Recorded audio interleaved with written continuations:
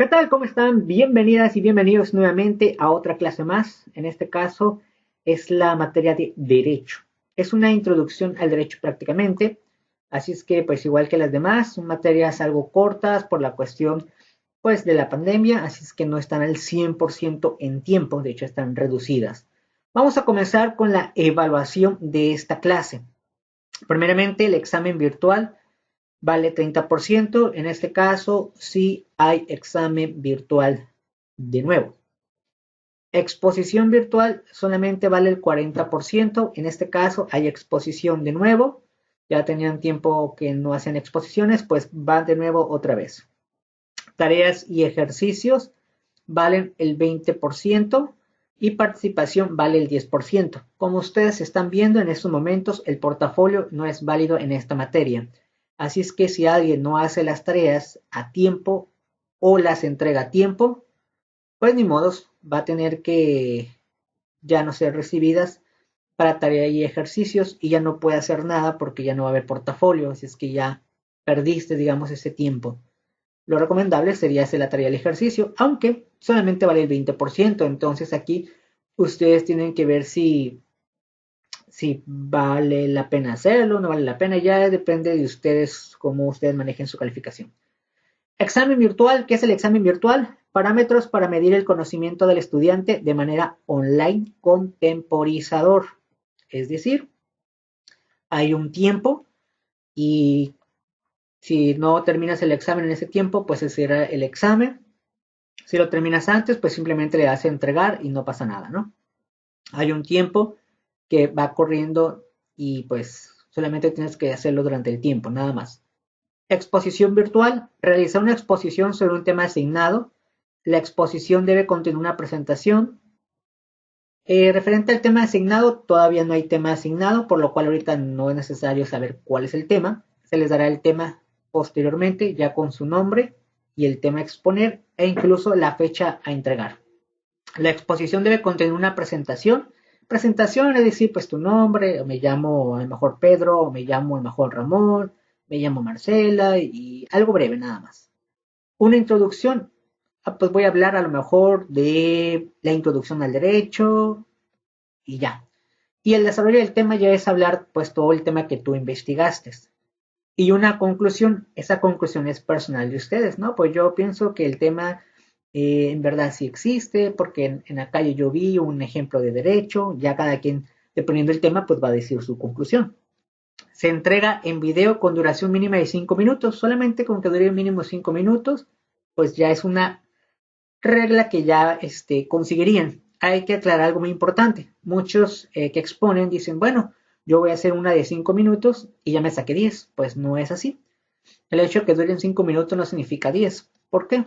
Porque puede ser que sean 5 minutos, pero en esos 5 minutos se tardaba en exponer, a lo mejor se equivocó de tema, puso ejemplos que no iban con el tema, en fin, pueden suceder muchas cosas. Entonces, el hecho de que termine en 5 minutos es un requisito que puede valer para el punto de calificación de la exposición, pero no significa que ya 5 puntos, 5 minutos, ya me saqué 10. Eso es totalmente una mentira. Así es que, pues, mínimo ya tienen el primer requerimiento, que es en 5 minutos. Ya después, si lo hacen bien, o mucho mejor. Se puede enviar a través de WhatsApp, Google Drive, correo electrónico. En el caso de WhatsApp, recuerden que son 16 megabytes para poder mandarlo. O si ustedes son unos pro en la informática, bajen su WhatsApp para la computadora y ahí les permite 64 megabytes. Si obviamente pesa más de 64 megabytes su video, tendrían que enviarlo por Google Drive, que ya lo había explicado, yo creo que ya deben de saber. Correo electrónico también pueden enviarlo, el detalle que es muy poco megabytes que te permite. Yo en lo particular les recomiendo Google Drive o WhatsApp. Luego dice, también se entrega un trabajo escrito de la exposición. Una cosa es lo que tú hables en la exposición y la parte escrita como si lo fueran a entregar de manera escrita, ¿no? Se anexa a Classroom. En su momento voy a poner una pestaña que diga material de exposición aquí. Significa que el material escrito lo van a poner ahí. Si todavía no sale ese anuncio, pues ahí, y si ya lo hicieron, ahí déjenlo, hasta que yo ponga ese anuncio. Es la única vía por la cual van a enviar su exposición de manera escrita. Si alguno de ustedes se aventura a poner su video en Classroom, yo la verdad no lo recomiendo porque la mayoría de las personas que han hecho eso dicen que Classroom no funciona. En lo particular, prefiero que lo envíen por Google Drive o WhatsApp. Pero bueno, eso no significa que habrá otros que puedan enviarlo en otras plataformas y se pueda visualizar su video. Recuerden, 5 minutos mínimo. Tareas y ejercicios son actividades que se realizan durante el horario de clases. Se entregan por medio de la plataforma actual, documento Excel, documento Word o foto si lo hizo en el cuaderno. Si envía dentro del horario, valen para el porcentaje de ejercicios.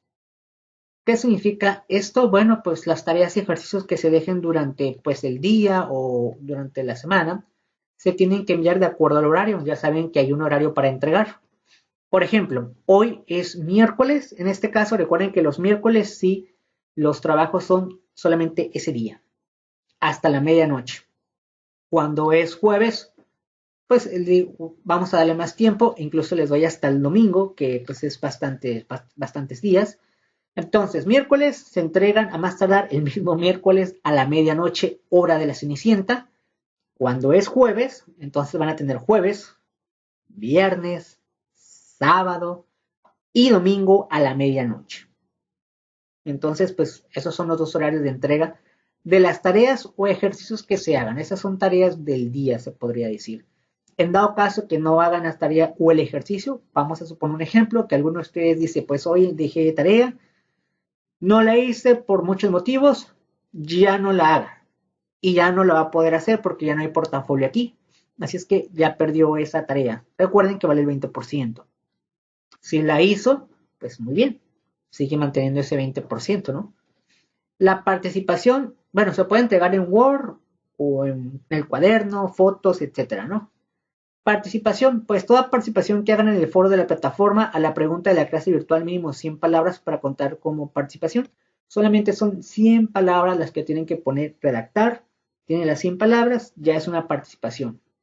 Si por alguna razón ustedes tampoco entregaron la participación, ya no se va a poder hacer otra participación porque no hay portafolio. Así es que en este caso ya no se pueden recaudar las tareas ni las participaciones si no las hicieron. Quien no las hizo en la fecha, pues ya ni modo, ya no la entregue. Ya no es necesario que la entregue porque ya no van a valer para nada.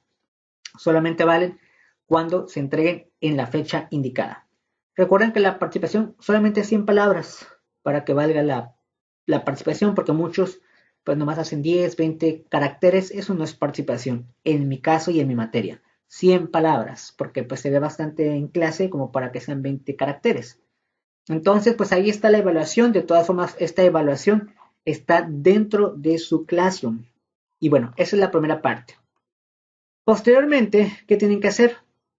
Dentro de Classroom está un archivo que se llama información adicional para la materia y es un pequeño, digamos, no es un libro realmente, son algunas hojas nada más, en la cual se llama Introducción al Derecho.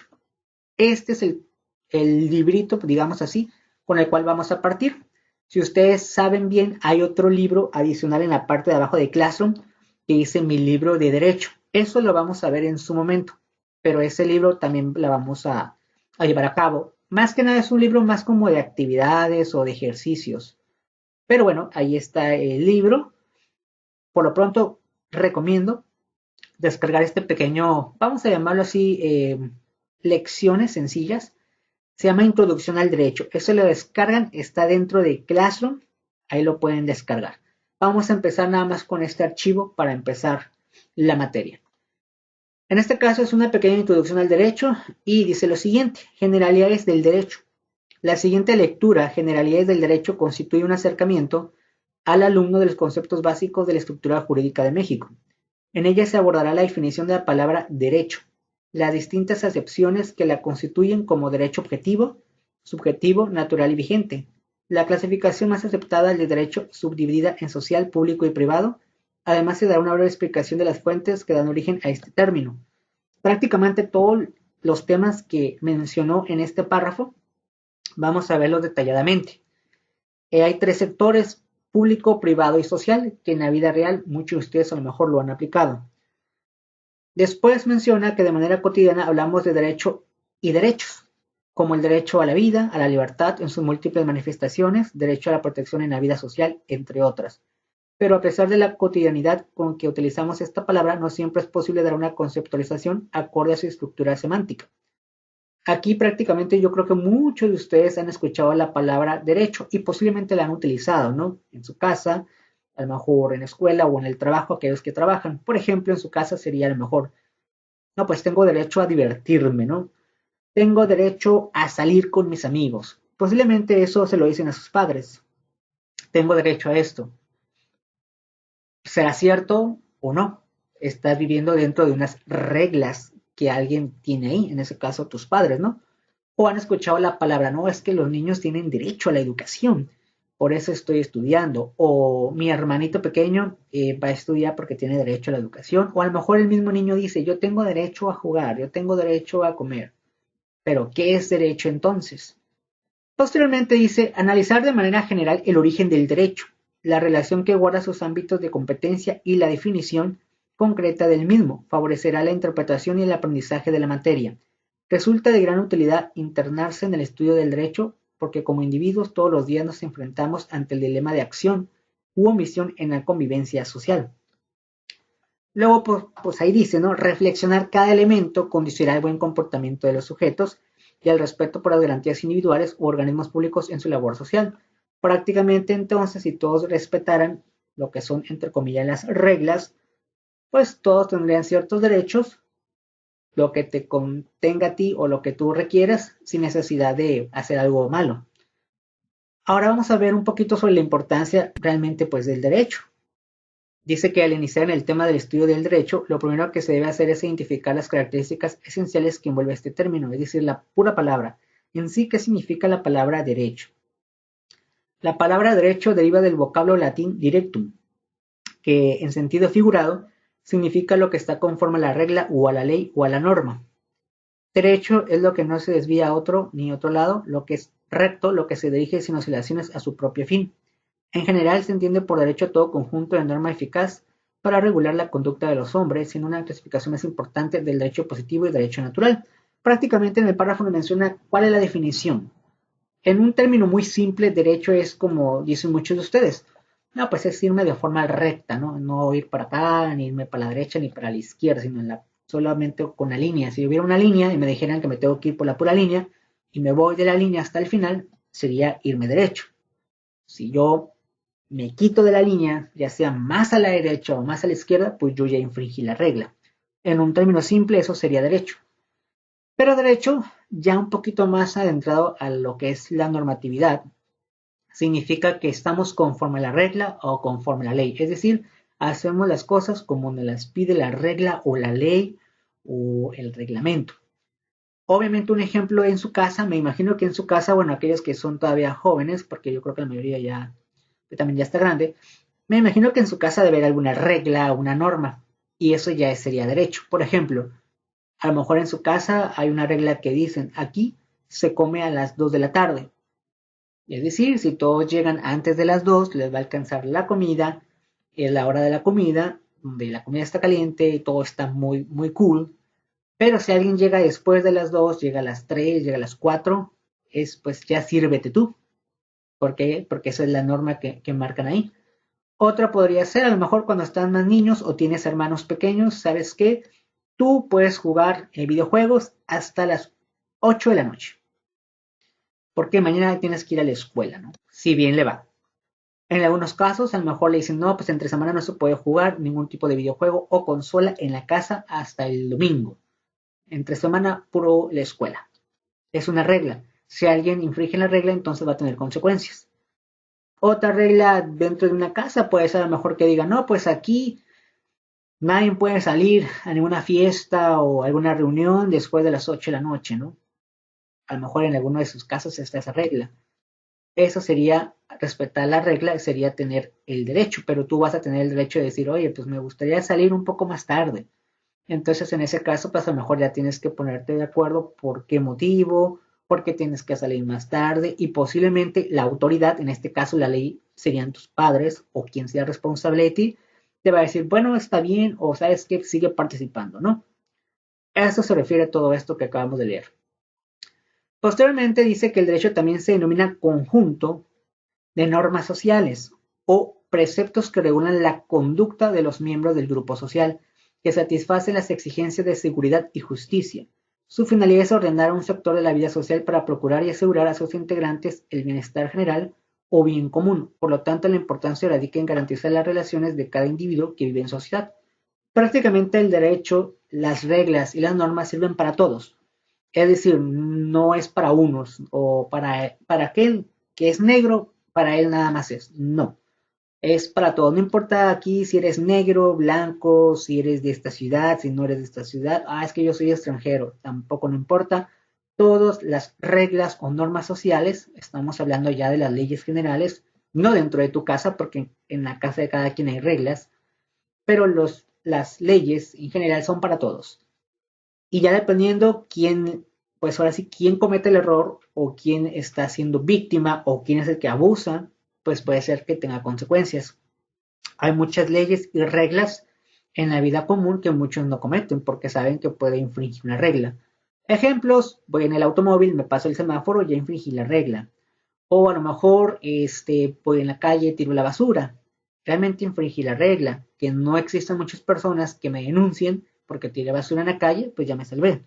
Pero infringiste, tiraste basura. O soy una persona que se me ocurrió rayar la escuela. Le puse acá Barrio 18 Forever, Chapines Forever Rifa. Y alguien te vio, ya eso es infringir la regla. No, pues iba por la calle y agarré una botella y le rompí el vidrio de una ventana. Ya infringiste la regla. Entonces, existen muchísimas cosas que uno puede infringir y para eso son las leyes. Porque si alguien te ve haciendo todo lo que acabamos de mencionar, pues vas a tener consecuencias, ya sea multas, sanciones o hasta cárcel, ¿no? Después menciona que hay 5 sentidos en donde se utiliza la palabra derecho. Se le denomina también acepciones. Entonces hay 5 pasos, digamos, del derecho. Está el derecho subjetivo. Dice, atiende al sujeto bajo la protección de ley. Este derecho se divide en real y personal. El derecho subjetivo nos confiere las normas del poder hacer o no hacer algo que está establecido en las leyes. Y se enuncia diciendo, yo tengo derecho a manifestarme, pero no tengo derecho a limitar el libre tránsito de los demás. La primera parte del derecho subjetivo, ¿qué significa? La palabra sujeto en este caso, ustedes estuvieron o a lo mejor tienen materias de español. ¿Quién es el sujeto? Pues la persona, ¿no? Puede ser la persona o pueden ser ellos, es decir, un grupo de personas, o nosotros, o vos, ¿no? O ustedes. Esos son los sujetos. Dice que el sujeto, en este caso está hablando de manera individual, puede tener derecho a hacer ciertas cosas, pero si él tiene derecho a hacer ciertas cosas, él no tiene que dañar a los demás. Y aquí ponen un ejemplo que han visto muchísimas veces. Yo no tengo derecho a manifestarme, pero dice, yo tengo derecho a manifestarme. Es decir, yo puedo manifestarme de cualquier tema, siempre que lo haga pues de forma respetuosa, pero no tengo derecho a limitar el libre tránsito a los demás. Muchos de ustedes a lo mejor en esta ciudad no pasa mucho, porque es una ciudad donde todavía se respeta eso, pero por ejemplo, si han visto alguna vez las noticias, siempre han escuchado que en la Ciudad de México pues hay muchas marchas, que voy a marchar contra el género, que voy a marchar contra los sueldos, que voy a marchar porque subió la gasolina, voy a marchar, marchan por todo. Entonces, todas esas personas tienen el derecho de hacerlo, pues sí tienen el derecho de manifestarse y decirle, está subiendo la gasolina, está subiendo pues lo que es la comida, no pagan, y bueno, ese tipo de cosas sucede. Por lo cual, pues después, ¿qué pasa? Pues los pueden meter en la cárcel o que paguen los daños. Yo creo que muchos de ustedes han visto cuando luego pasan personas marchando y dañan, pues, en la calle, rayan paredes, locales, casas, destrozan, pues todo lo que se encuentre, ¿no? Y pues eso está mal. Entonces ahí está infringiendo la regla. En el derecho objetivo, dice, se define como el sistema de normas que rige obligatoriamente la vida humana en la sociedad. En México han quedado plasmados en la Constitución y demás leyes derivadas de ellas. Cada país impone un sistema jurídico diferente de acuerdo a su cultura, valores, forma de vida, costumbres, etc. En esta parte del derecho objetivo es realmente quien marca o quien manda en el país es la Constitución Política de los Estados Unidos Mexicanos, que posiblemente alguno de ustedes ya la ha escuchado, la ha visto o la ha tenido. De esa ley salen otras leyes de muchos índoles, de muchos temas. Ya dependiendo la persona en qué está, es lo que le aplica. No a todos nos van a aplicar las mismas leyes, depende en qué estás tú. También menciona que el derecho objetivo es donde también se originan las costumbres, la cultura y las tradiciones para aplicar a veces ciertas leyes. No es lo mismo una ley en México a una ley de Costa Rica, a una ley de Estados Unidos, a una ley de España.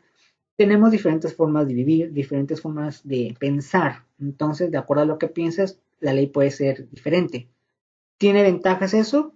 Puede ser que sí, puede ser también que no. Vamos a poner ejemplos a qué se refiere el derecho objetivo. Por ejemplo, en nuestro país no hay pena de muerte. Así seas la persona más violenta del mundo dentro de nuestro país, nunca te van a matar. Bueno, la autoridad no va a decir, mátenlo, pena de muerte. No existe. Pero te vas a Estados Unidos, en algunos estados de Estados Unidos, si haces ciertos delitos, te pueden dar pena de muerte. No importa si eres estadounidense o eres extranjero. Entonces, ya aquí también depende qué hiciste. Posiblemente digas, oye, sí, hice esto malo, pero no es para que me quieras matar. Cuando hay otra persona que hizo cosas peores que yo, mejor primero él, ¿no? Pero en Estados Unidos es otra ley. ¿Por qué pena de muerte en Estados Unidos y aquí no? Porque tenemos una forma diferente de pensar. Otros países, por ejemplo, en los países de Asia, no me refiero a los países asiáticos que están cerca del sur del país, por ejemplo, Corea o Japón, sino los países un poquito más del norte, ejemplo, Arabia Saudita. No, pues robaste, te cortaré la mano. Oye, es que nomás robé porque tenía ganas de hacerlo o porque la verdad ocupo, no importa, te vamos a mochar la mano. Tal vez aquí que hagan esto, muchos dirán, no, pues sí está bien que lo castiguen, pero no que le corten la mano, ¿no? Es la costumbre. Entonces muchas costumbres se vuelven leyes a veces muy drásticas, a veces un poquito muy ridículas. Puede ser leyes que digas, ay, qué ley tan más ridícula. Ejemplo rápido, nosotros aquí, cada uno de ustedes, yo les puedo asegurar que ha comido chicle, puede ir a la tienda a comprar un chicle y no pasa nada. Vete a Singapur a comprar un chicle y es un delito. Para nosotros será así como, qué ley tan más tonta y absurda, pero allá no, allá tiene un porqué, porque hicieron eso de que ya lo que es el chicle ya no se puede vender aquí, es ilegal. Solamente que tengas un permiso por el mismo gobierno de poder comerte un chicle. No es que yo soy extranjero y yo no sabía, nada, no importa, ni modos, infringiste la regla. Obviamente las costumbres o la forma de pensar allá es muy distinta. Y eso aplica a veces porque las leyes se basan en eso. Siguiente, derecho natural. Este derecho está compuesto de aquellos principios y normas morales que rigen bajo el principio de justicia, por ser parte de la naturaleza humana, biológica, divina, social o racional. En el derecho, todo lo que puedes estar de acuerdo o no desacuerdo debe de existir, no importa lo que sea. Puedes, por ejemplo, denunciar a alguien porque a lo mejor se robó un auto, por ejemplo. Eso lo puedes hacer. O sabes que rayó las paredes de mi casa, lo puedes hacer. O sabes que pues me robó artículos míos, lo puedes hacer. O sabes que mató a alguien, yo lo vi, lo puedes hacer. O sabes que contaminó toda la ciudad porque dejó tirar aguas negras, lo puedes hacer. Hay muchas cosas por las cuales se puede denunciar. Pero hay cosas que no se pueden denunciar. Hay cosas que por más que tú quieras no lo puedes. Por ejemplo, pues yo estaba por ejemplo, uno de ustedes a lo mejor está en su casa muy a gusto y de repente llega un temblor y su casa se destruye totalmente. ¿Quién tiene la culpa? Obviamente en este caso, pues la culpa es tuya. No puedes ir a decirle al gobierno, yo quiero que me hagas mi casa nuevamente. Te puede ayudar y decir, pues entra un programa de ayuda, pero yo no te voy a hacer tu casa, el gobierno te va a decir. Tú vas a decir, pero ¿por qué si se cayó la casa? Sí, pero ¿por qué se cayó? No, pues hubo un temblor muy fuerte.